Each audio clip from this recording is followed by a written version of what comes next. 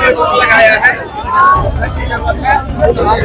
तो जैसा कि आप देख रहे हैं कि ये पटना के मोरिया होटल के पास जो जेपी गोलंबर है, वहाँ तमाम सवर्ण लोग यहाँ पहुंचे हुए हैं, बैनर, पोस्टर और काले झंडे को लेकर के। और ये जो यूजीसी का बिल पास किया गया, उस कानून को वापस लेने की बात कर रहे हैं ये तमाम सवर्ण वर्ग। साथ में कुछ छात्र संगठन भी है, उनसे भी हम जानने की कोशिश करेंगे कि आखिर क्या मसला है और इन लोगों की मांग क्या रही है।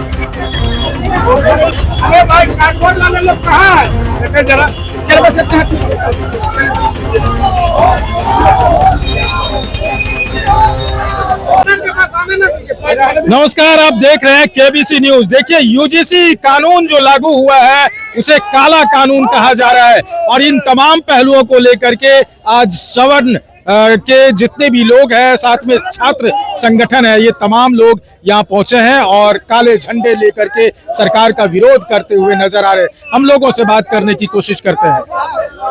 बताइए, क्या आपको जानकारी नहीं है इस विषय में? मैं बताता हूँ, ये आप मुझसे मत पूछिए, मैं आया हूँ आपसे सवाल करने के लिए, आप जवाब दीजिए। इस कानून में केवल स्वर्ण समाज को जो है दोषी करार दिया है। आरोप सिद्ध होने से पहले इसका जो गजट पत्र आया है उसमें साफ साफ लिखा गया है कि इसको दो भाग में बांटा गया है, स्वर्ण बनाम। और अगर हमारे जो छात्र हैं, हमारे जो घर के बच्चे हैं, वो अगर जाते हैं किसी विश्वविद्यालय में और पढ़ाई करते हैं और कोई जो है ओबीसी, एससी, एसटी समाज के लोग जो है बच्चे, वो उन पे आरोप लगा देते हैं कि तुम जो है हमसे जातिगत भेदभाव किया तुमने, उस पे कोई बिना कार्रवाई के, बिना जांच पड़ताल के उनको जो है उन पे एफआईआर दर्ज होगी और उनका कैरियर फैसला आने से पहले समाप्त। अगर कल के डेट में वो अगर आरोप झूठा भी होगा तो उन पे कोई कार्रवाई नहीं होगा। इस कार्रवाई से बढ़ावा ये मिलेगा कि अगर हमको आपसे पर्सनली द्वेष है तो हम आपको फंसा दें। तो हमारे बच्चे के माथे पे तो पहले से ही आपने लिख दिया कि ये दोषी है, ये शोषण कर सकता है, दूसरा लोग शोषण नहीं कर सकते हैं। इस कानून में जहाँ तक हमको पता है कि -40 तक भी किसी को मार्क्स रहेगा तो एडमिशन मिल जाएगा, जितने भी दलित लोग हैं। इस कानून का मतलब तो ये बताया रहा आपको, एक पहलू बता। दूसरा पहलू मैं नहीं बता रहा हूँ, ये दूसरी बात आप कर रहे हैं। -40 से हमें क्या आपाती है? जो लोग रोड पे हैं उनको भी आगे बढ़ना चाहिए, हमारे सामने वो खड़े होने चाहिए, हमारे बराबर में चलना चाहिए। मुझे इस बात का विरोध नहीं है। हमारे बच्चों का अधिकार छीना जा रहा है, उसका विरोध है। दलितों से विरोध नहीं है, जैसे कि बताया गया इस कानून के अंतर्गत कि -40 भी मार्क्स आएगा तो उन्हें किसी भी मेडिकल कॉलेज में एडमिशन हो सकता है। ये है या कोई और मसला लेकर के? नहीं, हम लोग किसी कम्युनिटी के खिलाफ नहीं है, लेकिन सबसे बड़ी चीज ये है कि मोदी के जो इक्विटी बिल लाया गया है, उस बिल में बहुत सारी चीजें जो है सो संशोधन होना चाहिए।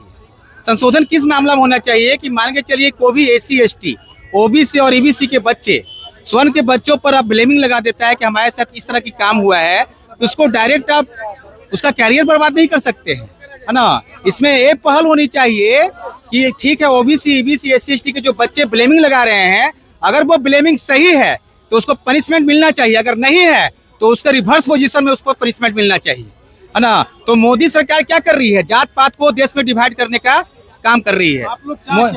हम लोग चाह रहे हैं कि इस बिल को वापस लिया जाए, नहीं तो इसमें रिफॉर्मेशन किया जाए, संशोधन करने की बात है। जो गलत करता है उसको भी सजा मिलना चाहिए। अगर गलत आप ब्लेमिंग लगाते हैं तो उसको भी सजा का प्रावधान होना चाहिए। तारीख को पूरा भारत बंद रहेगा, ये आप बिल्कुल देखिएगा, इसमें कहीं शक नाम की चीज नहीं है। आपको पवन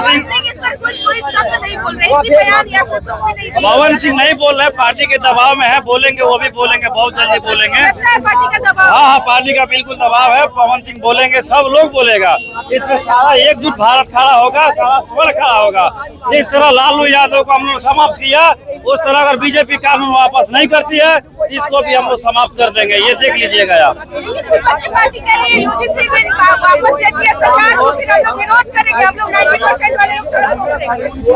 देखा जाए, लेकिन इस कानून में क्या गड़बड़ी लग रहा है? क्या गड़बड़ी लग रहा है? मैं दिल्ली क्या मेरा नाम है शिवम प्रताप सिंह। मैं लॉ कर रहा हूँ, दिल्ली यूनिवर्सिटी का स्टूडेंट हूँ मैं। क्या परेशानी है? इस यूजीसी में यही परेशानी है कि जो हमारा कोई प्रतिनिधित्व करने के लिए कोई मेंबर जनरल कास्ट का भी हो, अगर SC ST या OBC हमारे पर गलत आरोप लगाता है तो हमें कुछ प्रूफ करने का एक्यूज बस बोलने से साबित नहीं हो जाएगा। हम खुद को साबित करने का हमें मौका तो दो आप। आरक्षण दिया, SC ST एक्ट दिया आपने, लेकिन कम से कम शिक्षा में ये जातिगत भेदभाव को तो मत बढ़ाओ। बिल्कुल समानता चाहिए। आर्टिकल 14 का ये उल्लंघन हो रहा है और ये नेता को बोलने से हम कानून मानने वाले नहीं है, ऑन पेपर कानून मांगने वाले नहीं है।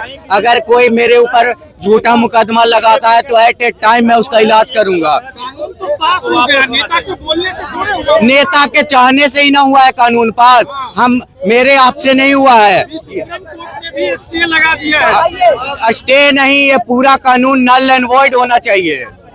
मैं दिल्ली यूनिवर्सिटी में पढ़ रहा हूँ, अगर कोई OBC या SC ST झूठा मुकदमा मेरे पे करेगा, कोई मेरा प्रतिनिधित्व करने के लिए नहीं रहेगा, मैं किसके पास जाऊंगा? मैं पढ़ाई छोड़ दूं? सरकार से है, न कि OBC ST वर्ग से। हमारी विरोध केवल सरकार से है, अदर कोई समुदाय से हमारे विरोध नहीं है। बड़ी बात क्या है, ये UGC एक्ट आपको क्या लगता है? सबसे बड़ी बात क्या है कि ये एक्ट जो है अपने आप में एक काला दिवस के रूप में हम लोग मना रहे हैं। स्वर्ण समाज जो है हर किसी को जोड़ने का काम किया, तोड़ने का काम कतई नहीं किया है और न करेगा। आपको क्या लगता है स्वर्ण समाज केवल 25% होके सभी को तंग कर रहे हैं, सभी को?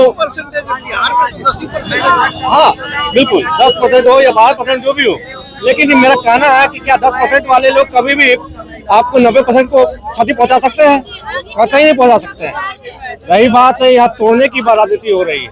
राजनीति को, ये राजनीति का खेल जो है, पहले धर्म में लोग बटे, अब जाति में बटे, अब क्या है बैकवर्ड फॉरवर्ड की कहानी जो है पुनः जागृत हो गई है।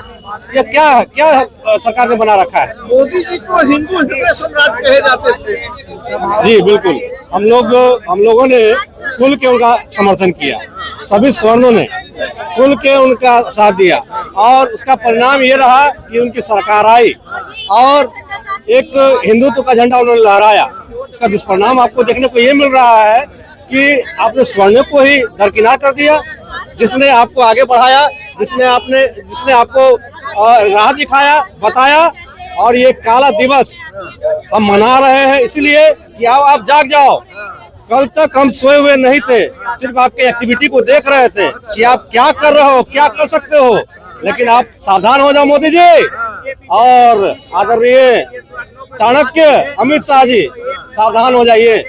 हम बनाना भी जानते हैं, बिगाड़ना भी जानते हैं, और आप तैयार रहिए कि अगर आपने इस कानून को निरस्त नहीं किया, वापस नहीं लिया, तो आपकी सरकार की ईंट पे ईंट बजा दी जाएगी, क्योंकि स्वर्ण अब जाग चुका है।